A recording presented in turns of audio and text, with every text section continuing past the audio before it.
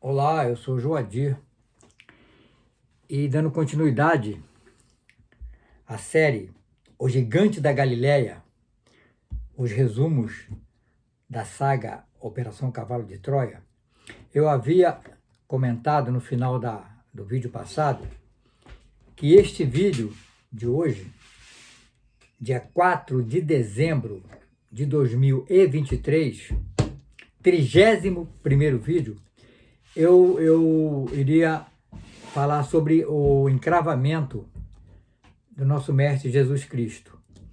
Mas observei que antes do encravamento tem muita coisa importante, muitas informações que eu achei que deveria passar isso de forma lenta e lendo, né, para ler as palavras do cientista. Ele colocou no diário exatamente aquilo que ele viu, porque ele filmou, ele fotografou, entendeu? Nós não temos as imagens, por quê? Porque ficaram na NASA, né? As fotos, as imagens de vídeo que ele gravou, ficaram lá, é claro. Ele entregou tudo isso. E depois, no refúgio em Yucatán, no México, ele colocou as coisas em ordem no diário e conseguiu entregar para o escritor JJ Benítez, o espanhol, e hoje nós estamos aqui tendo esse conhecimento. Bom, eu quero deixar bem claro que eu não sou religioso, eu abracei esse projeto, estudei esse projeto por quase 4 anos, porque é um projeto científico. Na verdade, ele é biográfico, histórico e científico. Porque a NASA, quando disponibilizou verbas para esse projeto, não foi só o projeto Cavalo de Troia, tinha o projeto Marco Polo, que nós não temos conhecimento do que foi feito, para onde eles viajaram. A gente não sabe isso, porque não chegou para nós. Mas no momento em que eles estavam projetando, estudando e elaborando o projeto Cavalo de Troia, junto havia também o Marco Polo. Essas informações estão no início do volume número 1, e que eu relato isso no meu vídeo número 1, O Gigante da Galileia, Lázaro. Toda a informação, resumidamente possível, sobre como eles fizeram essa viagem, está nesse meu primeiro vídeo, o Lázaro, o Gigante da Galileia, Lázaro. Bom, se você que não conseguiu, não pôde, não teve tempo e não tinha o conhecimento disso, não leu esses livros, toda essa saga, são 9 livros, se você acha que isso é uma coisa muito impossível, eu quero te dizer que na Netflix tem um documentário chamado James Webb. Explica que no ano passado, 2022, foi colocado na atmosfera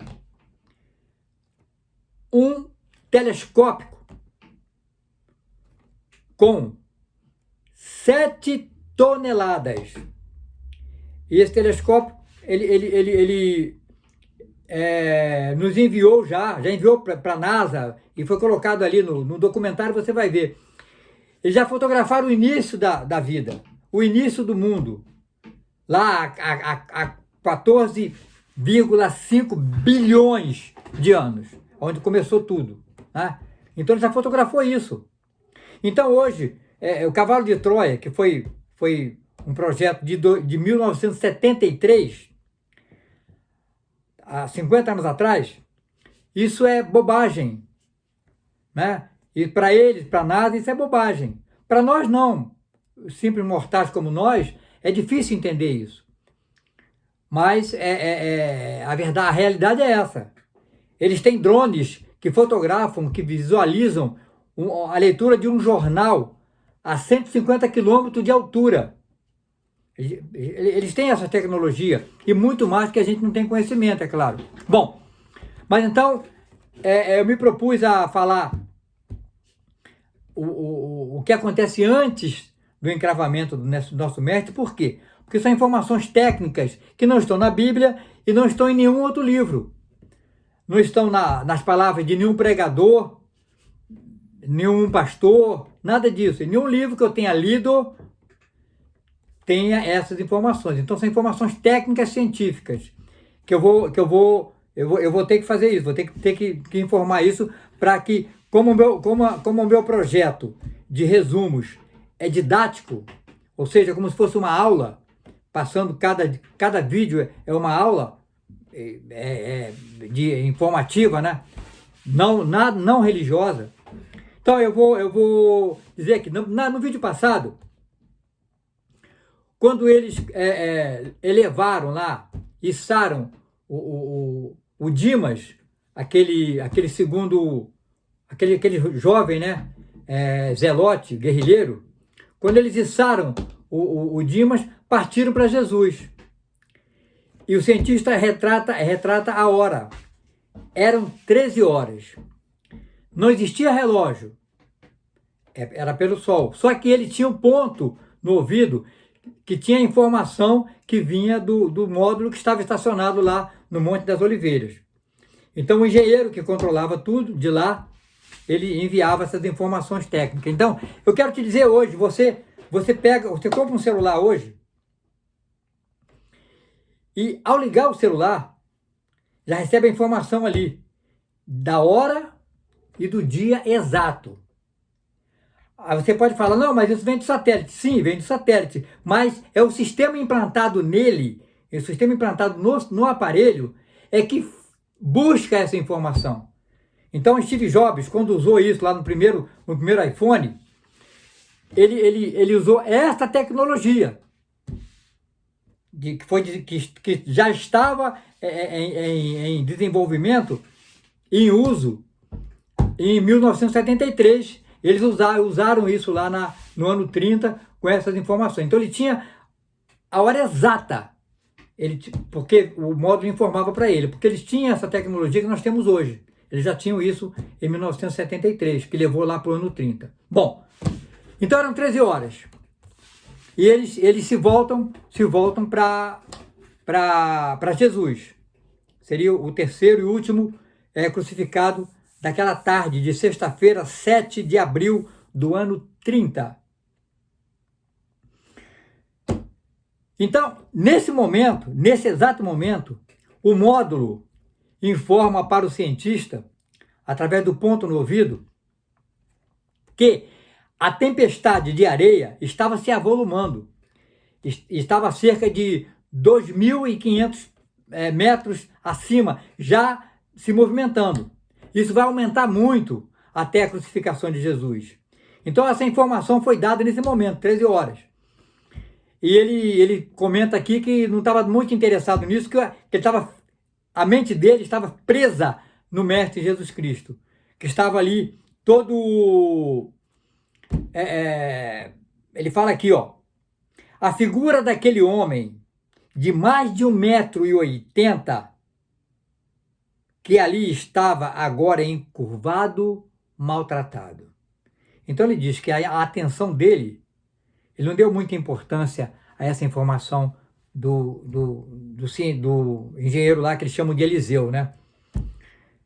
Porque a mente dele, a atenção dele estava naquele homem de mais de 1,80 m de altura, que estava ali todo quebrado, todo encurvado.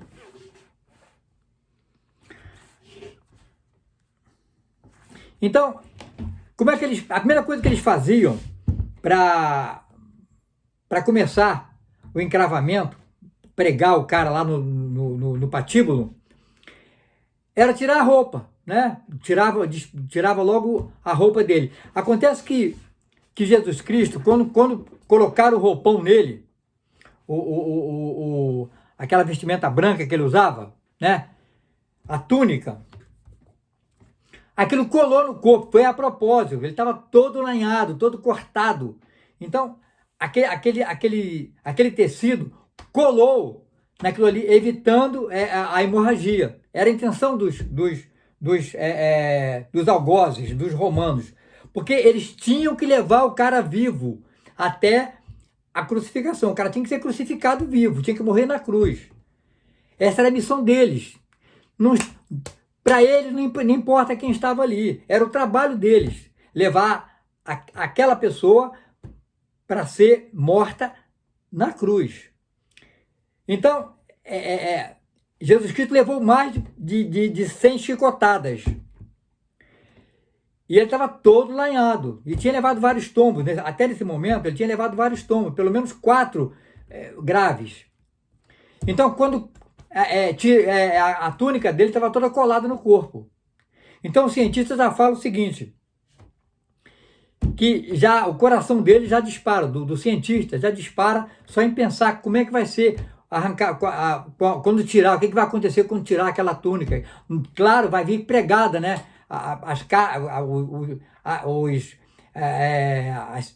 O sangue que foi coagulado vai vir junto ali, arrancando tudo, com certeza. Agora tem um detalhe, como tirar a túnica com a coroa de espinhos?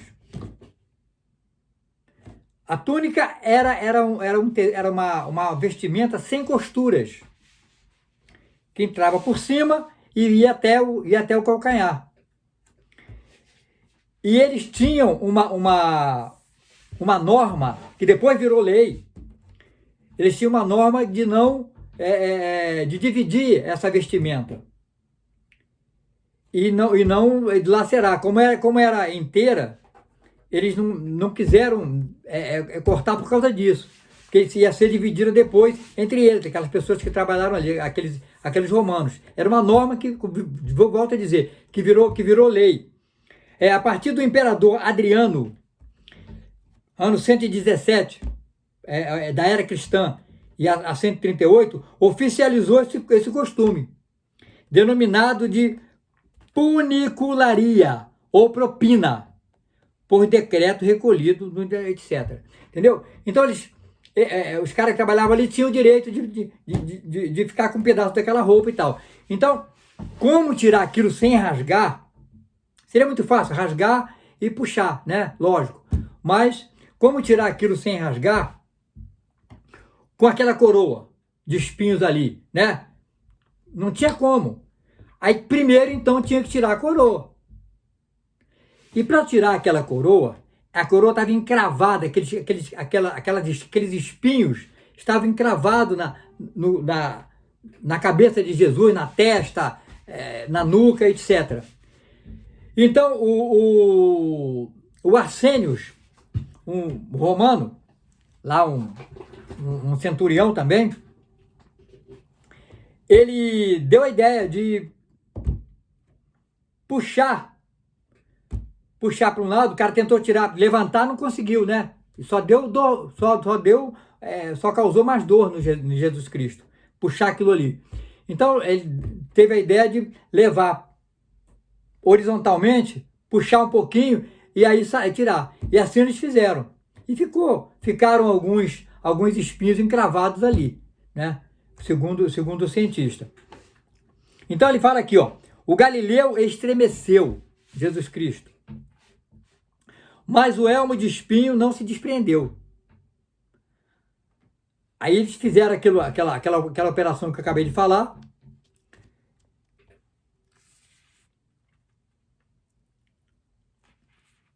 Então, um gemido de Jesus Cristo acompanhou aquela brutal manobra.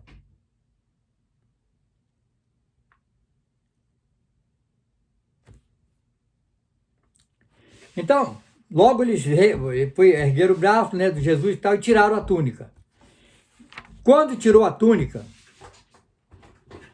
o cientista fala, ao ver suas pernas, quando eles foram levantando, né, ele começou a ver os detalhes. Então a primeira coisa que aparece é as pernas, lógico, né? Ao ver suas pernas, senti que meu coração acelerava, diz o cientista. Apresentavam-se cruzadas e tomadas em todos os sentidos por filhetes de sangue, coágulos, hematomas azulados e uma infinidade de pequenos círculos.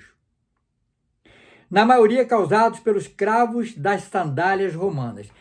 Os romanos tinham umas sandálias que tinha cravo tipo uma chuteira. O exemplo que eu posso, a imagem que eu posso te passar aqui é a chuteira do jogador.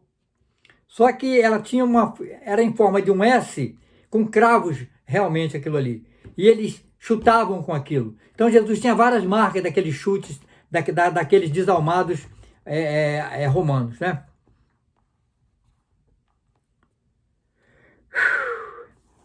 Quanto aos joelhos, o esquerdo apresentava considerável edema. Aquela perna esquerda que já foi falado várias vezes aqui, como é que ela estava, né? Como é que ela se portava durante o trajeto, como é que ela se portou durante todo o trajeto até chegar ali no Gólgota. O direito, ainda que menos deformado,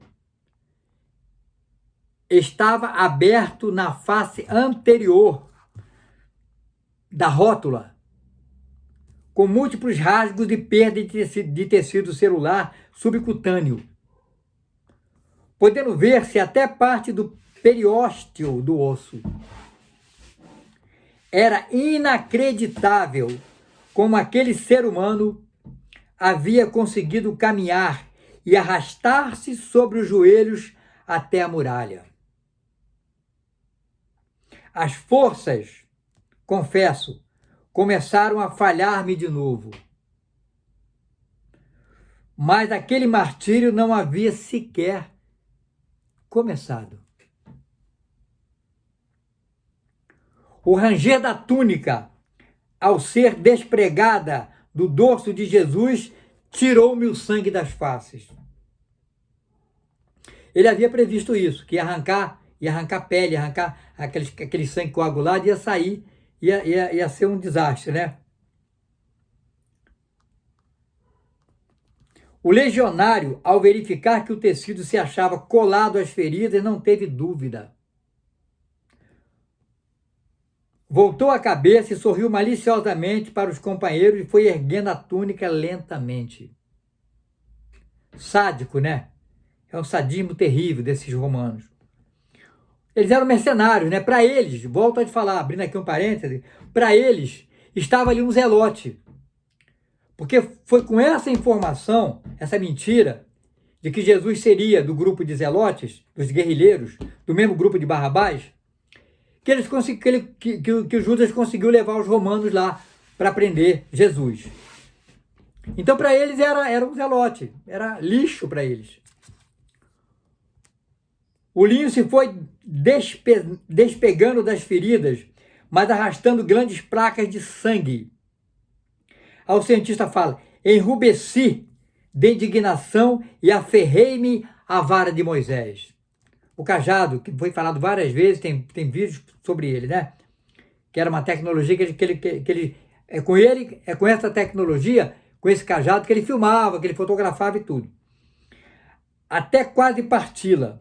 Grossas gotas de suor começaram a rolar pelas minhas frontes. Geralmente cientistas são frios, né?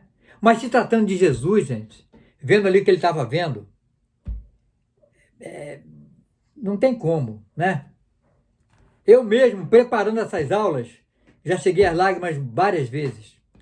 Porque é duro demais. Mas é a verdade. Eu prefiro chorar com a verdade do que sorrir com a mentira. Então é por isso que eu faço questão de transmitir isso para você que está me ouvindo e está me vendo. Porque para mim isso é verdade. Então tudo aquilo que nós vimos, que eu vi sobre a vida do homem mais importante que pisou nesta terra, é uma caricatura muito mal feita, comparando com a Operação Cavalo de Troia. Então ele fala aqui que foi necessário que eu mordesse a manga de meu manto para não saltar sobre aqueles sádicos. Ele deu vontade de avançar sobre eles, mas ele estava ali apenas... ele era... como é que se diz? Ele estava documentando aquilo. É como se ele tivesse, como se aquilo fosse um filme numa tela. Ele não podia se envolver em nada ali. Era a norma decretada lá pelos organizadores do projeto. Por fim, quando a túnica já estava erguida à altura do rosto, os soldados baixaram-lhe os braços e a cabeça e retiraram-se a última veste. Então Jesus ficou praticamente sem roupa. O Filho do Homem ficou ali totalmente desnudo, encurvado, sangrando por inúmeras feridas.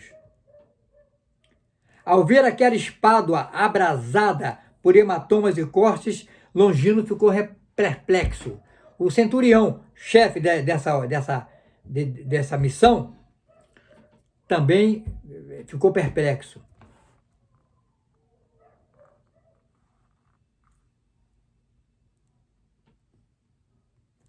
Então ele fala que, apesar da proteção dos dois mantos e da túnica, o madeiro havia erodido a parte superior da espada. Então ele carregava, né? Como foi dito, eles carregavam o madeiro aqui nas costas, né? Aqui assim, como se fosse uma canga, né? E aquilo afundou a pele dele.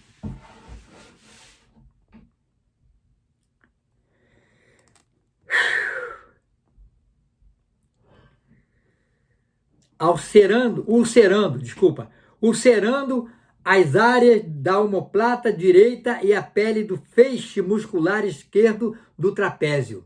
Esses músculos daqui das costas, né?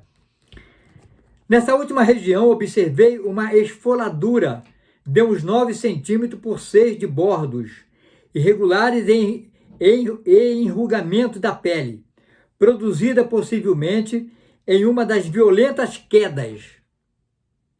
Talvez a segunda, ao desmaiar e tombar de costas na fortaleza Antônio. Quando ele caiu de costas, ele afundou a carne, né? É onde ele está mencionando isso aqui agora. Com a túnica ele não podia ver, mas agora quando tirou a túnica ele viu o estrago que fez, porque era madeira bruta, não era madeira aparelhada como aquela que eu mostrei aqui, né? Na cruz que eu mostrei. Não era aparelhada, era madeira bruta, então ele caiu em cima daquilo ali. O cotovelo também se achava praticamente destruído pelos golpes e quedas. Quanto ao antebraço esquerdo, a fricção com a córtex do patíbulo havia desfiado o plano muscular, com perda de substância e causando ampla área arroxeada. Mas a visão mais terrorífica era a que mostravam as costas. Os pontapés haviam arrebentado alguns dos hematomas e dilacerado muitas fibras musculares vitais para a função respiratória. Então, muitas das chicotadas não rasgava a pele. Então, fazia o quê?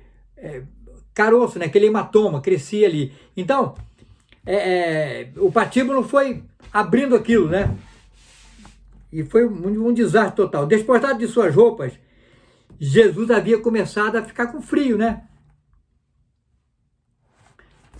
Aquele vento forte, poeira, né? Areia ali, começaram a maltratar o corpo dele ferido. Imagina aquele vento muito forte que a gente vê nos filmes, os ventos que trazem aí as areias no deserto. Era esse vento que estava lá nesse momento e que estava judiando daquele corpo todo cortado e sem roupa, sem proteção nenhuma.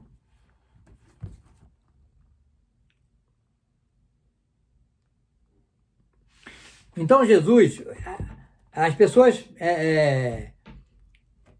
alguns transeuntes, né, viam aquilo, não sabia quem era. Muitos não conheciam Jesus. Estava ali muita gente que vinha de fora, como foi dito, era época de festa, era da época da Páscoa. Então, muitos não conheciam, a maioria não conhecia Jesus, né? Então, ficavam ali observando aquilo e Jesus, totalmente sem roupa, humilhado, cabeça baixa, ocultava com ambas as mãos a região pubiana. Se preocupou com isso, né? Então, livre da tenaz do elmo, seus cabelos começaram a flutuar ao vento. Ele tinha cabelos no ombro, né? Pondo a descoberto as marcas de açoites de Lucílio em suas orelhas. Orelhas cortadas, laceradas pela chicotada do Lucílio. Apesar dos 17,5 graus centígrados que o módulo registrava, essa informação ele teve, né, do módulo, aquele momento em Jerusalém, o mestre continuava tremendo de frio. Ao ficar sem proteção das roupas, amplas áreas do braço, tórax, ventre e pernas ofereciam o conhecido aspecto de pele galinha. E a febre não cedia.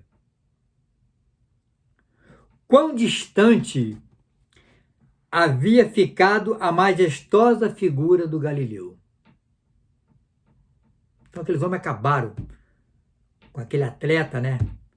Aquele homem de 1,81 m, atleta, que hoje, nos nossos dias, com certeza teria vaga em qualquer local para ser, em qualquer estúdio para ser modelo, por exemplo. Estava ali todo estraçalhado. Quão distante havia ficado a majestosa figura do Galileu, repito. Ainda que seus discípulos e amigos não estivessem presentes, quer dizer, não tinha ninguém ali. Volto a dizer, porque João era o único que acompanhou boa parte, ele tinha ido buscar a mãe de Jesus, por ordem de Jesus, né? Estou convencido que mesmo que eles estivessem ali, muito poucos o teriam reconhecido. Ele ficou deformado, completamente deformado, né? Então, tinha sede, tinha esgotamento, a profunda tortura não eram os padecimentos físicos, mas sim essa sensação de aniquilamento moral que sempre invade um homem injustamente condenado. Então ele estava ali, ele não tinha culpa de nada.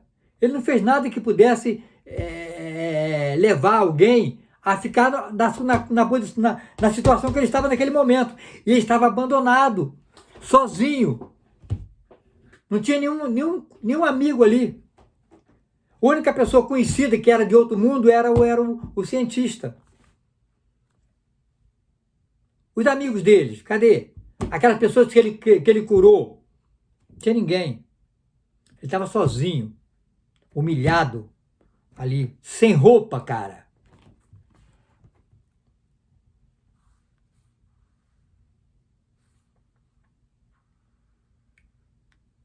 Quem poderia adivinhar os pensamentos de Jesus de Nazaré naquelas circunstâncias? O certo é que seu fim estava muito próximo.